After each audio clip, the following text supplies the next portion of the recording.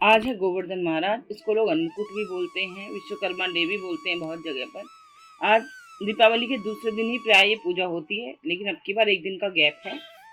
आज ये तीसरे दिन हो रही है, वरना दीपावली के दूसरे दिन गोवर्धन पूजा और तीसरे दिन भाई दूज की पूजा होती है।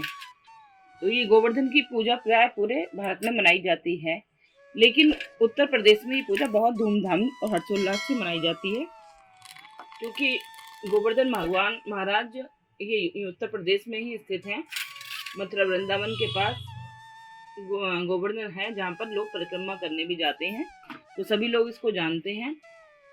तो ये गोवर्धन की पूजा कब से प्रचलित हुई, इसके बारे में लोग बताते हैं, जो सुना है हमने, कि पहले वर्षा नहीं हो रही थी तो गोवर्धन पर्वत की पूजा शुरू कर दी। तो नारद जी आ गए। नारद जी ने देखा कि अरे यहाँ इंद्र की पूजा तो हो नहीं रही है, यहाँ तो गोवर्धन पर्वत की पूजा हो रही है। आपको पता है नारद जी का काम।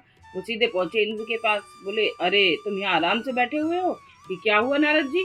बोले कि वहाँ तो सब तुम्हारी पूजा छोड़ के गोवर्धन की पूजा करेंगे। गोवर्धन की पूजा? तो बोले हाँ, गोवर्धन की पूजा कर रहे हैं। तो वो बोले इंद्र बोला कि अपने मेघों से जाओ और धरती पर मूसलाधार बारिश शुरू कर दो। अब तो भैया इतनी घमासान बारिश बिजली के साथ शुरू हो गई कि लोग घबरा गए, और घबरा के फिर श्री कृष्ण के पास पहुंचे कि बोले अब क्या करें, आपने इंद्र की पूजा बंद करवा दी और हमसे गोवर्धन की पूजा करवाई, अब हम क्या करें? बोले अरे तुमने जिसकी पूजा करी है ना, वही तुम्हें बचाएंगे। कि कैसे? कि सब लोग आ जाओ अपने सामान के साथ। सारे ग्वाल ग्वालिन पूरे गांव के आ गए और अपने गाय वाय सब लेके आ गए। तो वो श्री कृष्ण भगवान ने क्या करा कि गोवर्धन पर्वत को अपनी कन की उंगली पे धारण कर लिया। सब उसके नीचे आ गए, आराम से रहे। 7 दिन तक बहुत मूसलाधार बारिश बरसाई। आखिर इंद्र हार गया।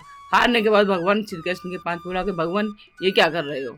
तो बोले कि भाई इनकी पूजा कर रहे हैं, तुम पृथ्वीवासियों को डुबोने की कोशिश कर रहे थे। आखिर में इंद्र हार गए और भगवान श्री कृष्ण की जीत हुई, गोवर्धन पर्वत की जीत हुई। तो तभी से गोवर्धन पर्वत की पूजा करते हैं लोग। बोलो गोवर्धन पर्वत महाराज की जय। इसलिए आप लोग भी पर्वतों को सुरक्षित रखें, पेड़ पौधों को सुरक्षित रखें, ताकि हवा जलवायु सही रहे, बारिश समय से हो। गर्मी के मौसम में अब इतनी सारी गर्मी बढ़ती जा रही है, क्योंकि नेचर के साथ हम लोग खिलवाड़ करते हैं।